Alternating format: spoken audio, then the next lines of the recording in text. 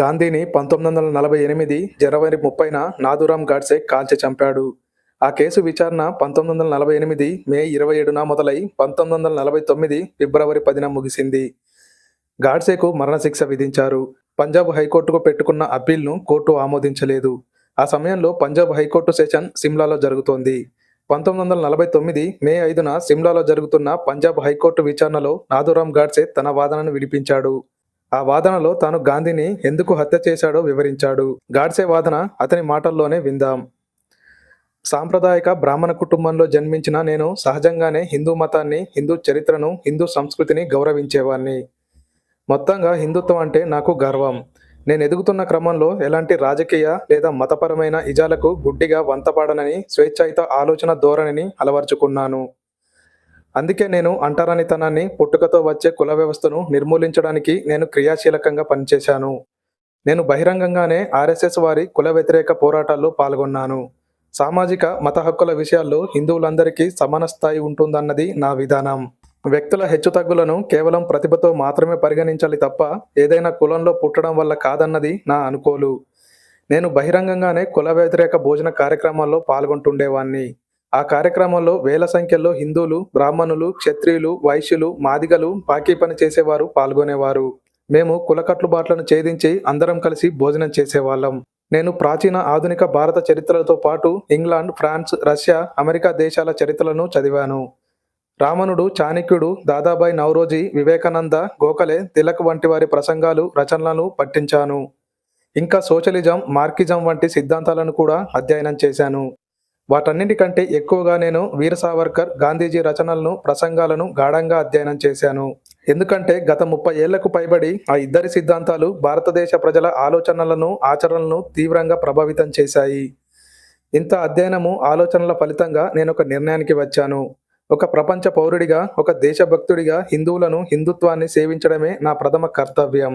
ప్రపంచ జనాభాలో 5వ వంతు ఉన్న భారతీయుల, అంటే సుమారు 30 కోట్ల మంది హిందువుల ప్రయోజనాలను పరిరక్షించడం, వారికి స్వేచ్ఛను కల్పించడం భారతదేశ స్వతంత్రానికి, భారతదేశం మంచికి అవసరం. ఆ నిబద్ధతే నన్ను హిందూ సనాతన ధర్మానికి అంకితం చేసుకునేలా నన్ను నడిపించింది. ఆ సనాతన ధర్మమే నా మాతృభూమి అయిన హిందుస్థాన్ జాతీయ స్వతంత్రాన్ని సాధించగలదని, మానవాళికి నిజమైన సేవ చేయగలదని నేను విశ్వసించాను. 1920 నుంచి, అంటే లోకమాన్య తిలక్ మరణం తర్వాత కాంగ్రెస్ మీద గాంధీజీ ప్రభావం పెరుగుతూ వచ్చి చివరికి అదే అత్యుత్తమం అన్న స్థాయికి చేరుకుంది. ప్రజలను జాగృతులను చేయడంలో ఆయన కార్యక్రమాలు చాలా గొప్పవి. దేశానికి ఆయన బోధించిన సత్యం, అహింస అన్న నినాదాలు భారతీయులను మేలుకొలిపాయి. జ్ఞానము, తెలివి కలిగిన ఏ వ్యక్తి ఆ నినాదాలకు అభ్యంతరం పెట్టడు. నిజానికి వాటిలో కొత్తది లేదా ఆయనకే సొంతమైనది ఏదీ లేదు. ప్రతి రాజ్యాంగబద్ధమైన ప్రజా ఉద్యమంలోనూ అవి అంతర్భాగంగా ఉన్నాయి. కానీ మీరు ఒకసారి ఆలోచిస్తే మానవాళి తన దైనందిక జీవితంలో ఎప్పటికీ ఈ గంభీరమైన నిర్ణయాలకు చిత్తశుద్ధితో కట్టుబడి ఉండడం అనేది కేవలం కల మాత్రమే తప్ప మరింకేమీ కాదు. నిజానికి మనకు మన బంధుమిత్రుల పట్ల, మన దేశం పట్ల ఉండే ప్రేమ, గౌరవం, విధి మనకు అహింసను పక్కనబెట్టి బలాన్ని ప్రయోగించేలా చేస్తాయి. ఒక అణచివేతను ఎదుర్కోవడానికి సాయుధ పోరాటం చేయడం అన్యాయమని నేను భావించలేను. అలా ఎదుర్కోవడాన్ని, వీలైతే శత్రువులను తన బలంతో ఓడించడాన్ని మతపరమైన, నైతికపరమైన విధిగా భావిస్తాను. రాముడు రావణునితో భయంకరమైన యుద్ధం చేసి సీతను విడిపించాడు. కంసుడి దుష్కృత్యాలను అంతం చేయడానికి కృష్ణుడు అతన్ని సంహరించాడు. అర్జునుడు తన బంధుమిత్రులు, గురువులతో యుద్ధం చేసి వారిని హతమార్చాడు. ఆఖరికి తాను అమితంగా గౌరవించి పూజించే భీష్ముడిని సైతం దుష్టుల ప్రక్షాళన పోరాడుతున్న కారణానికి తుదిముట్టించాడు. నా ఉద్దేశంలో రాముణ్ణి, కృష్ణుణ్ణి, అర్జునుణ్ణి హింసకు పాల్పడిన నేరస్తులుగా చూపడం ద్వారా మహాత్మా గాంధీ అజ్ఞానులైన ప్రజలను మోసం చేశాడు. ఇటీవలి చరిత్రను చూస్తే భారతదేశంలో ముస్లింల దౌర్జన్యాన్ని మొదట గుర్తించి వారిపై పోరాటం చేసి వారిని అంతం చేసింది ఛత్రపతి శివాజీ వీరోచితంగా చేసిన యుద్ధం. తన మీద దాడి చేసిన అఫ్జల్ ఖాన్ను ఓడించి చంపడం శివాజీకి అత్యంత అవసరం. లేదంటే తనే ప్రాణాలు కోల్పోయేవాడు. చరిత్రలోని గొప్ప యోధులైన శివాజీ, రాణా ప్రతాప్, గురు గోవింద్ సింగ్ వంటి వారిని దారి తప్పిన దేశభక్తులుగా ఖండించడం ద్వారా గాంధీజీ తన దుహంకారాన్ని తానే స్వయంగా బయటపెట్టుకున్నాడు.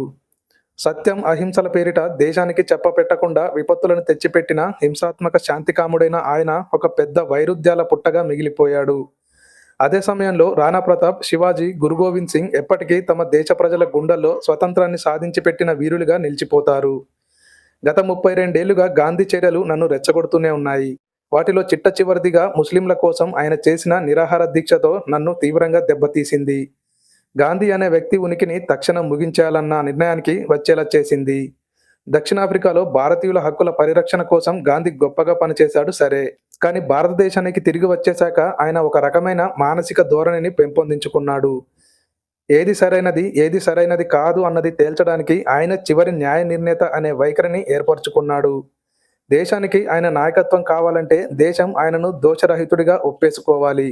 లేదంటే ఆయన కాంగ్రెస్కు దూరంగా ఉండిపోతాడు, తన ధోరణిలో వెళ్ళిపోతాడు. అలాంటి ధోరణికి వ్యతిరేకంగా ఉండడంలో మధ్య మార్గం లేదు. ఆయన అసాధారణతకు, విచిత్ర ధోరణికి, ఆది భౌతికతకు, ఆదిమ దృష్టికి కాంగ్రెస్ లొంగిపోయి ఆయన చెప్పినట్లు ఆడాలి. లేదా ఆయనను వదిలిపెట్టేసి ముందుకు నడవాలి. ప్రతి ఒక్కరికి, ప్రతి ఒక్క విషయానికి ఆయనే న్యాయ నిర్ణేత. శాసనోల్లంఘన ఉద్యమాన్ని నడిపించిన మహామేధావి ఆయనే. ఆ ఉద్యమం ఎలా నడవాలో మరి ఇంకెవరికీ తెలియదు. ఆ ఉద్యమాన్ని ఎప్పుడు మొదలు పెట్టాలో, ఎప్పుడు ఉపసంహరించుకోవాలో ఆయన ఒక్కడికే తెలుసు. ఆ ఉద్యమం సఫలమవుతుందో లేక విఫలమవుతుందో, అది దేశం మీదకు కొత్త విపత్తులను తెచ్చిపెడుతుందో, రాజకీయంగా తిరగబడుతుందో, ఏది ఏమైనా దేశరహితుడైన ఆయనకు ఆ ఫలితాలేవి అంటవు. వాటితో ఆయనకు సంబంధమే ఉండదు. ఒక సత్యాగ్రహి ఎప్పటికీ విఫలం చెందడు అన్నదే ఆయన సూత్రం. అదే ఆయన దేశరాహిత్యాన్ని ప్రకటిస్తుంది. అయితే సత్యాగ్రహి అంటే ఎవరో ఆయనకు తప్ప మరెవరికీ తెలియదు. అలా ఆయనే న్యాయమూర్తి, న్యాయ నిర్ణేత అయిపోతాడు. అలాంటి చిన్నపిల్లల మొరకుతనం, మంకుపట్టు, పిచ్చితనం, మూర్ఖపు పట్టుదల, జీవితం పట్ల కాఠిన్యం, విరామం లేని పని, గాంభీర్యత అన్నీ కలిసి గాంధీని బలీయమైన వాడిగా, ఎదురులేని వాడిగా చేశాయి. గాంధీ రాజకీయాలు నిర్హేతుకమైనవి అని చాలా మంది భావించారు. కానీ వాళ్ళు కాంగ్రెస్ నుంచి వైదొలిగిపోవాలి, లేదా తమ తెలివిని ఆయన పాదాల దగ్గర వదిలేసి ఆయన చెప్పినట్టు ఆడాలి. అలాంటి పరిపూర్ణ బాధ్యతారహితమైన స్థానంలో గాంధీ తప్పు మీద తప్పు చేస్తూ వరుస ఓటములను, విధ్వంసాలకు కారణమయ్యాడు. భారతదేశపు జాతీయ భాష విషయంలో గాంధీ ముస్లింల అనుకూల వైఖరి ఆయన వక్రబుద్ధికి నిదర్శనం. జాతీయ భాషగా మొట్టమొదట హిందీని అత్యధికులు ఆమోదించారనేది స్పష్టమైన విషయం. భారతదేశంలో తన ప్రారంభ దినాల్లో గాంధీ హిందీకి అత్యధిక ప్రాధాన్యతమిచ్చాడు. కానీ అది ముస్లింలకు నచ్చలేదని గ్రహించగానే ఆయన ఆలోచన మారిపోయింది. ఆయన హిందుస్థానీకి ప్రాధాన్యత ఇవ్వడం మొదలుపెట్టాడు. అయితే హిందుస్థానీ అనే భాషే లేదని భారతీయులందరికీ తెలుసు. దానికి వ్యాకరణం లేదు, పద సంపద లేదు. అది ఒక యాస మాత్రమే. దానికి మాట తప్ప లిపి లేదు. అది హిందీ, ఉర్దూ భాషల అక్రమ సంతానం. మహాత్ముడి కుతంత్రాలు సైతం దానికి ప్రజాదరణ కల్పించలేకపోయాయి. అయితే ముస్లింలను బుజ్జగించాలనే తన కోరికలో ఆయన హిందుస్థానీయే దేశభాష కావాలని పట్టుబట్టాడు. సరే, ఆయన గుడ్డి అనుచరులు ఆయనకే మద్దతు పలికారు. ఆ సంకర భాష వాడడం మొదలుపెట్టారు. ముస్లింలను సంతోషపెట్టే ప్రయత్నంలో హిందీ భాష స్వచ్ఛతను సంతలో బేరానికి పెట్టేశారు. ఆయన చేసిన అన్ని ప్రయోగాలు హిందువులకు భారమే అయ్యాయి. 1946 ఆగస్టు మొదలు ముస్లిం లీగ్ నేతల ప్రైవేటు సైన్యాలు హిందువులను ఊచకోత కోయసాగాయి. అప్పటి వైస్రాయ్ లార్డ్ వావెన్ జరుగుతున్న సంఘటనలతో బాధపడ్డాడు. కానీ అత్యాచారాలు, హత్యలు, దోపిడీలు, గృహదహనాలను నివారించేందుకు భారత ప్రభుత్వ చట్టం 1935 కింద తనకున్న అధికారాలను వినియోగించలేదు. బెంగాల్ నుంచి కరాచీ వరకు హిందువుల రక్తం ఏరులై పారింది. హిందువులు అక్కడక్కడ ప్రతిఘటించినా అది నామమాత్రమే. సెప్టెంబర్లో మధ్యంతర ప్రభుత్వం ఏర్పడింది. కానీ దానికి ముస్లిం లీగ్ సభ్యులు పురిట్లోనే సంధి కొట్టారు. అయితే వారు భాగస్వాములుగా ఉన్న ప్రభుత్వానికే వారు అవిధేయులుగా, దేశద్రోహులుగా మారే కొద్దీ గాంధీజీకి వారి మీద వ్యామోహం పెరుగుతూ వచ్చింది. ఆ పరిస్థితిని పరిష్కరించలేకపోవడంలో లార్డ్ వావెన్ రాజీనామా చేయాల్సి వచ్చింది. ఆయన స్థానంలో లార్డ్ మౌంట్ బాటన్ వచ్చాడు. తన జాతీయవాదాన్ని, సోషలిజాన్ని గొప్పగా చెప్పుకునే కాంగ్రెస్ అక్షరాల నుదుట మీద తుపాకీ పెట్టి బెదిరించడంతో జిన్నాకు లొంగిపోయింది. రహస్యంగా పాకిస్తాన్ ఏర్పాటుకు అంగీకరించేసింది. భారతదేశాన్ని నిలువున నరికేశారు. 1947 ఆగస్టు 15 నుంచి భారత భూభాగంలో 3వ వంతు మనకు పరాయిగడ్డగా మారిపోయింది. కాంగ్రెస్ వారు లార్డ్ మౌంట్ బాటన్ను దేశ చరిత్రలోనే అతి గొప్ప వైస్రాయ్, గవర్నర్ జనరల్ అంటూ వర్ణించడం మొదలుపెట్టారు. అధికారాన్ని అప్పగించడానికి అధికారికంగా 1948 జూన్ 30 తేదీ నిర్ణయించారు. కానీ మౌంట్ బాటన్ తన నిర్దాక్షిణ్యమైన కార్యాచరణతో 10 నెలలు ముందుగానే దేశాన్ని కోసిపడేశాడు. తన 30 ఏళ్ల ఎదురులేని నిరంకుశ నియంతృత్వం తర్వాత గాంధీ సాధించింది అదే. ఇంకా దాన్ని కాంగ్రెస్ స్వతంత్రమని, శాంతిపూర్వక అధికార మార్పిడి అని పిలుచుకోవడం మొదలుపెట్టింది. ఎట్టకేలకు హిందూ ముస్లిం ఐక్యత అనే గాలిబుడగ పేలిపోయింది. నెహ్రూ, అతని మంద ఆమోదంతో మతరాజ్యం ఏర్పడింది. వాళ్ళు దాన్ని త్యాగంతో గెలుచుకున్న స్వతంత్రమని పిలిచారు. ఇంతకీ త్యాగం ఎవరిది? మనం దైవంగా పూజించే మన దేశాన్ని గాంధీ అనుమతితో కాంగ్రెస్ అగ్రనాయకులు విభజించి ముక్కలు చేసినప్పుడే నా మనస్సు భయంకరమైన క్రోధంతో నిండిపోయింది. హిందూ శరణార్థులు ఢిల్లీలోని మసీదుల్లో తలదాచుకున్నప్పుడు గాంధీ ఆమరణ నిరాహార దీక్ష చేశాడు. దాన్ని విరమించడానికి ఆయన పెట్టిన షరతుల్లో హిందువులు ఆ మసీదును ఖాళీ చేసి వెళ్లిపోవాలన్నది ప్రధానమైనది.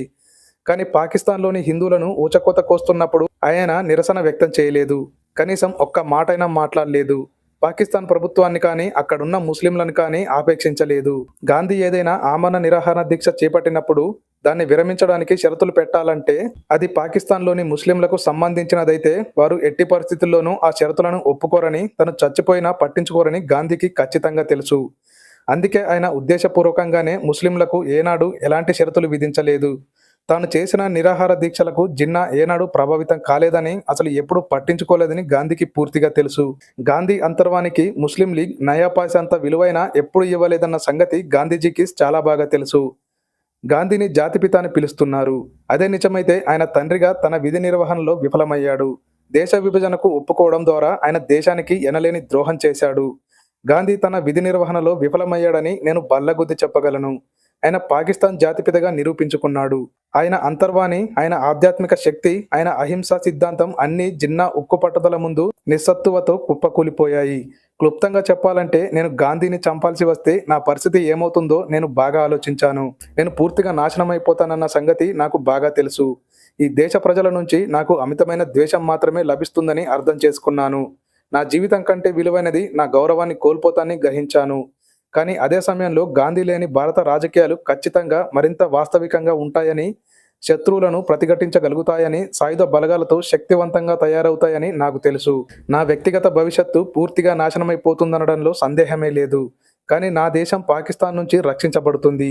జనాలు నన్ను మూర్ఖుడు, తెలివిలేనివాడు అని పిలవచ్చు. కానీ దేశం తన మార్గాన్ని తానే ఎంచుకోగల స్వతంత్రాన్ని సాధిస్తుంది.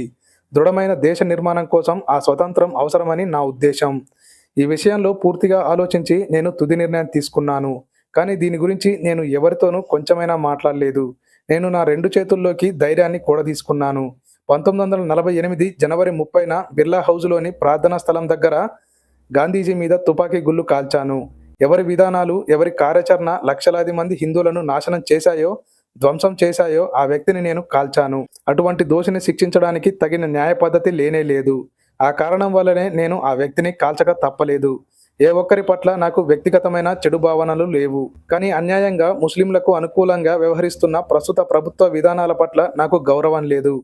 అదే సమయంలో ప్రభుత్వ విధానాలు అలా ఉండడానికి మొత్తం కారణం గాంధీ ఉనికి అని నేను స్పష్టంగా గ్రహించాను. నేను ఒక విషయం గొప్ప బాధతో చెబుతున్నాను. ప్రధానమంత్రి నెహ్రూ భారతదేశం లౌకిక రాజ్యం అని మాట్లాడేటప్పుడు తను చెప్పేదానికి చేసేదానికి పొంతన ఉండదన్న విషయాన్ని చాలా సౌకర్యంగా మర్చిపోతాడు. ఈ విషయం ఎందుకు ముఖ్యమంటే పాకిస్తాన్ అనే మతరాజ్యం ఏర్పాటుల నెహ్రూ పాత్ర కూడా చాలా కీలకమైనది.